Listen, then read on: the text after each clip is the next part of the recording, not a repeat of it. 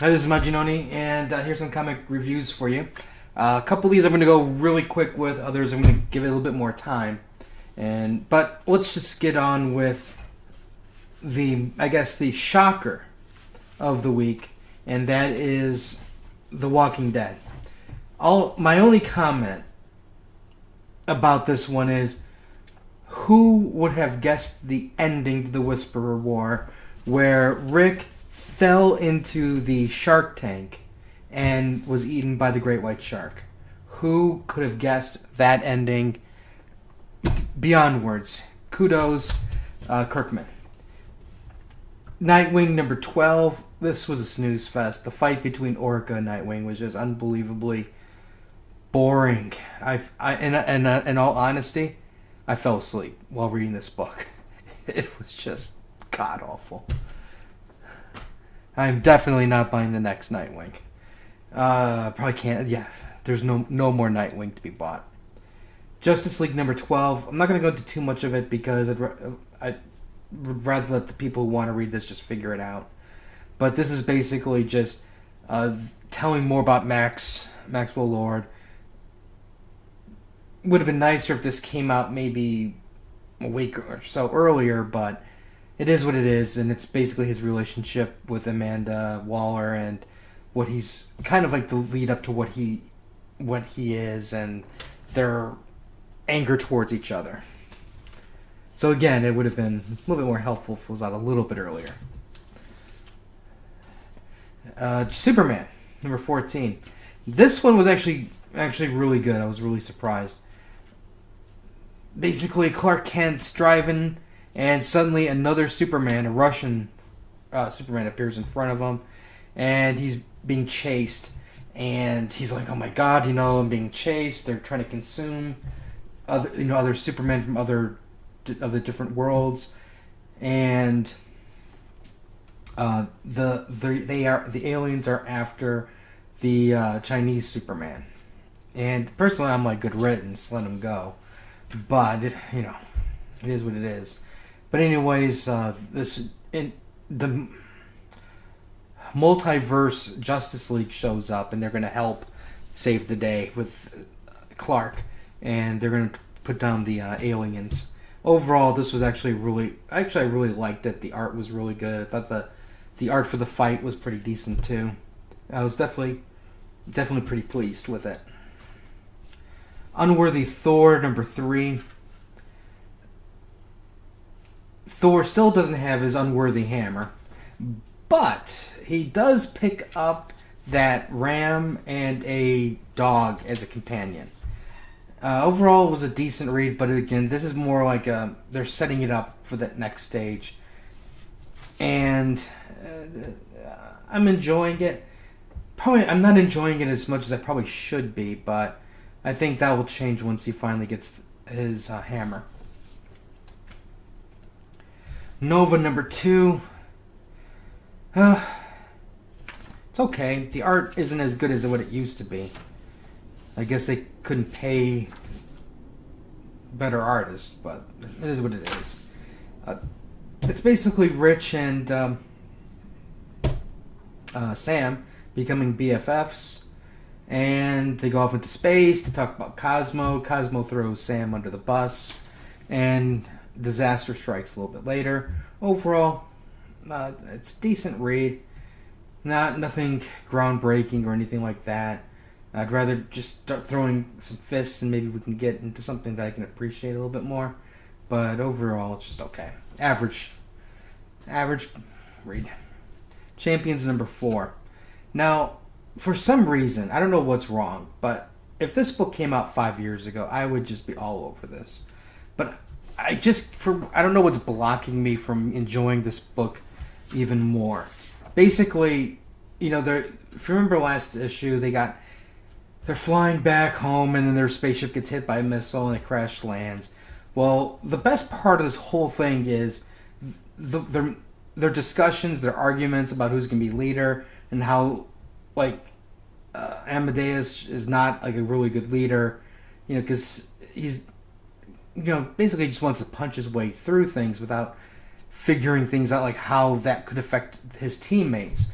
which in a way is kind of weird because Amadeus is supposed to be really super smart. I guess he's just not street smart or battle smart. And then, of course, they enter the international waters of the Atlanteans, and that's where things go crazy from there. Yeah. Obviously they're not invited for tea or a crab bake, but overall, I mean, it's a decent read. I think you're going to find a lot of people liking this a lot more. So even though I'm saying I'm not enjoying it as much, again, this is something where I think if this was, like, again, 5 years ago, I would just be like, wow, this is so good. But there's just something about me today that makes me not enjoy it as much. I'm still going to get it because I think eventually I'm going to come around. At least that's the hope. But art's good. So I guess that's that. Okay, Justice League and Suicide Squad 3. The one thing I guess I could say I really am beginning to hate about these books is every time you have, like, a story like this, for the most part it's Team A comes across Team B, they battle because of a misunderstanding, and they go, oh, wait a second, you're really not the bad guy in this situation. We really have to go after the threat. And it follows the paint-by-numbers scenario to pretty much the T. Amanda's like, well, I could have put the bomb inside your head, but in act of good faith, I didn't. I was like going, Amanda, you should have still put the bomb in their head and just said you didn't do it. That is the Amanda Connor that is evil and ruthless. Overall, she's basically starting to explain the situation. Like, I need Justice League, I need your help. This is something beyond the Suicide Squad can handle, and she explains what's going on. Overall, I think that if you look at it this way, the first issue I thought was just average. I still enjoyed it, but, in the grand scheme of things, it wasn't groundbreaking. Second issue was great. Third issue is just bringing it right back down to reality. So I'm hoping that the players that are here are awesome. So I'm hoping that fight at the end is going to be worth the payout. I will say I am impressed that they are so far putting this book out so quickly. Unbelievable at that. Batman number 14. Batman is just trying to get a little lovin'. Just a little bat lovin' with the Catwoman. But that damn Gordon, every single time they're about to do the nasty on a roof, the bat signal goes up in the air and it's some stupid ass villains like the Kite Man, Zebra Man, Film Freak, Mad Monk, Clock King, King Snake. I'm like, Condiment King, and it's like, I applaud them in this because it's the funniest thing. It's like their night of romance is before Catwoman has to go to prison is just completely ruined by not even D-rated villains. These are just the bottom of the barrel. Something that like the Gotham City Police Department could have handled.